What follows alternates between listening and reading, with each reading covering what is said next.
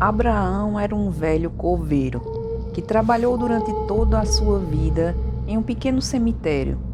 A sua casa ficava bem no centro dele.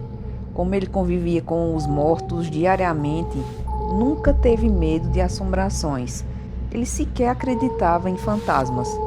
Porém, uma noite, ele estava caminhando pelo cemitério, como de costume, pois muitos jovens costumavam se reunir lá durante a noite. Bebiam e faziam a maior bagunça. Mas essa noite estava tranquila, era noite de lua cheia. Ele quase não precisava usar a sua lanterna para iluminar o local. Após caminhar por todo o cemitério, ele voltou para sua casa. Abraão sempre foi um homem solitário, morava sozinho. Deitou em sua cama e pouco tempo depois houve alguém bater em sua porta. Quando ele abriu, para o seu espanto, não havia ninguém. Nesse momento ele achou que poderia ser alguma brincadeira de um dos jovens que frequentava o cemitério e não deu muita importância. Fechou a porta e foi para o seu quarto. Quando ele olhou pela janela, ele pôde ver um velho senhor sentado em uma das sepulturas. Rapidamente, ele correu em direção a ele, mas de fora da casa ele não podia mais ver ninguém. Ao se aproximar do túmulo, verificou que havia a foto de um homem velho. Parecia ser o mesmo que havia visto pela janela. Então ele pensou que poderia ser a sua imaginação, e quando virou de costa para o túmulo para voltar para sua casa, ele deu de frente com o velho homem, o mesmo da foto. Ele ficou amedrontado e começou a rezar e pedir para que o homem fosse embora, mas o velho senhor insistia em bloquear sua passagem. E lhe disse que aqueles garotos haviam feito algo terrível em sua sepultura. Disse que não tinham respeito ao seu descanso e que todos morreriam um por um, pois o que eles tinham feito era imperdoável. Após dizer tudo isso, ele simplesmente desapareceu. Abraão correu até a sua casa e trancou a porta.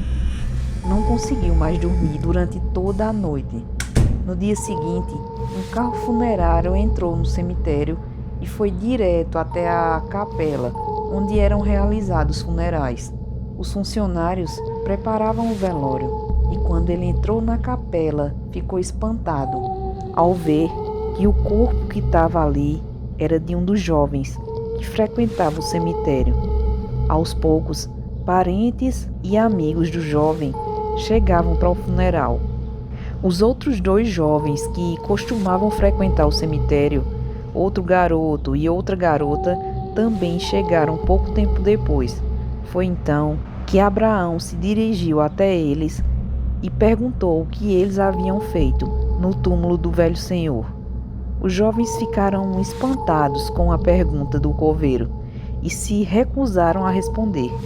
Abraão insistiu. Disse ainda que eles corriam grande perigo e lhes contou o que havia acontecido no cemitério na noite anterior. Os jovens ficaram atormentados após ouvirem o relato do coveiro e correram para fora do cemitério. Não esperaram sequer o enterro do amigo deles.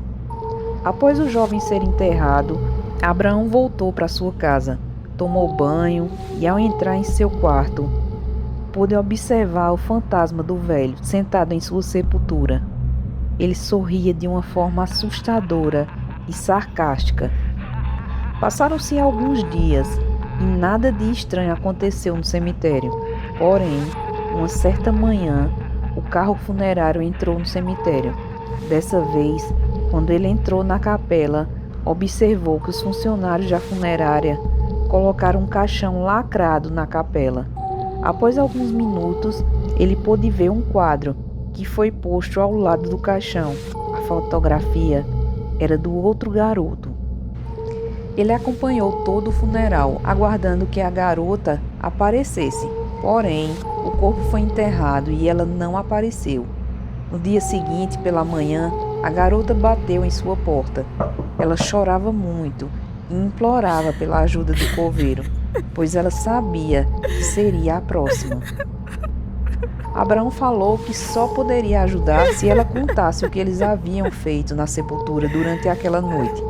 Nesse momento, a garota começou a lhe relatar o que aconteceu, porém, implorou para o coveiro não contar nada a ninguém, pois o que eles haviam feito era algo muito terrível.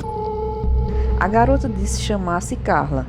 Afirmou que os jovens estudavam na mesma escola e eram todos colegas de sala. Relatou que os três gostavam de frequentar o cemitério à noite, onde todos bebiam e contavam histórias de terror. Certa noite, Marcos propôs um desafio. Tratava-se do seguinte: quem conseguisse o objeto mais assustador do cemitério ganharia a aposta. Porém, os objetos somente poderiam ser revelados após saírem do cemitério, já na casa de um deles. Foi então que todos foram até o apartamento de Carla, pois os seus pais estavam viajando. Logo ela revelou que havia subtraído um vaso de flores. Já Marcos revelou que havia pegado a foto de uma mulher de uma das sepulturas. Em seguida, Maurício revelou uma sacola de pano. Quando os jovens viram o que estava dentro da sacola, ficaram atormentados, pois o rapaz tirou um crânio do seu interior. Nesse momento, Carla e Marcos ficaram furiosos com Maurício e imploraram para que ele devolvesse o crânio para sua respectiva sepultura.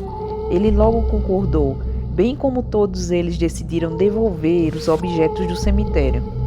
Porém, devolveriam durante a noite para que ninguém pudesse ver o que eles haviam feito. Ao conversarem, descobriram ainda que os objetos eram de duas sepulturas que estavam lado a lado. A fotografia era da esposa do velho senhor, que assombrava o cemitério, o mesmo relatado pelo coveiro. O crânio era do esposo e as flores eram de ambos os túmulos.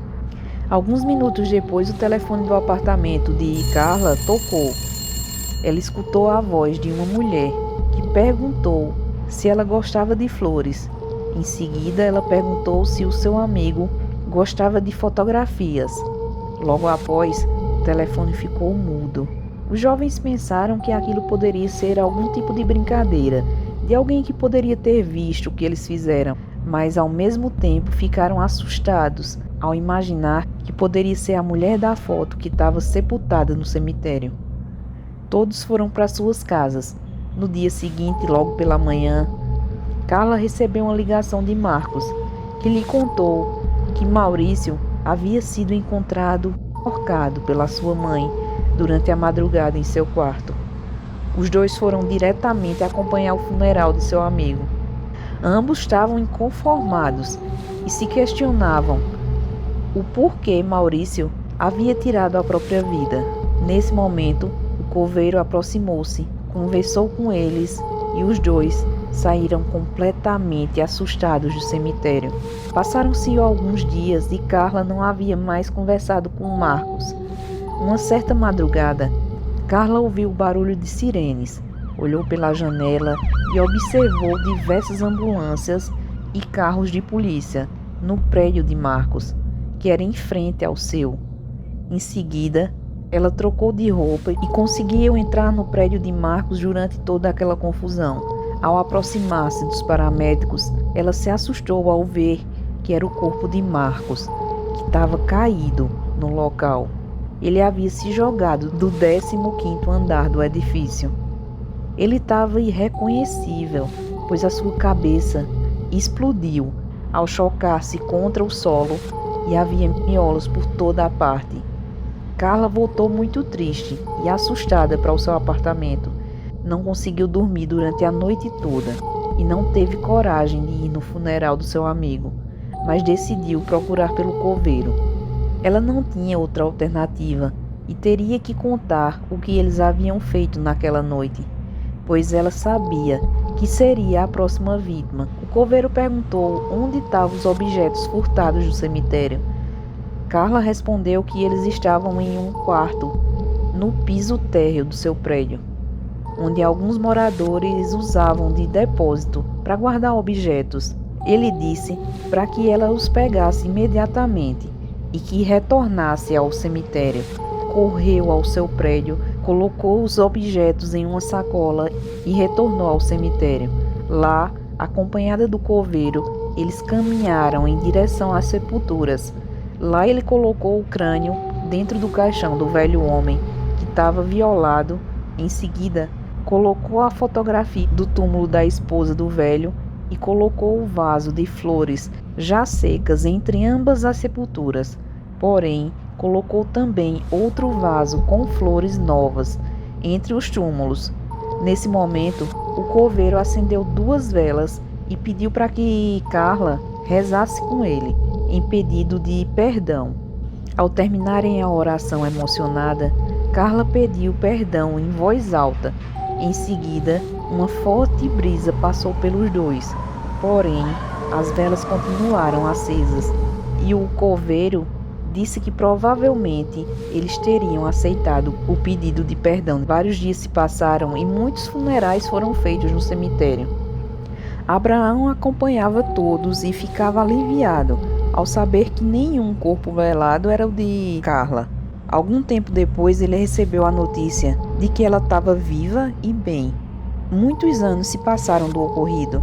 Carla continuava viva, mas o coveiro não costumava mais fazer as suas rondas noturnas no cemitério, pois sempre que caminhou no local durante a noite e olhou pela janela, ele avistou os 2 jovens mortos, que estão condenados a vagar pelo cemitério entre o mundo dos vivos e dos mortos.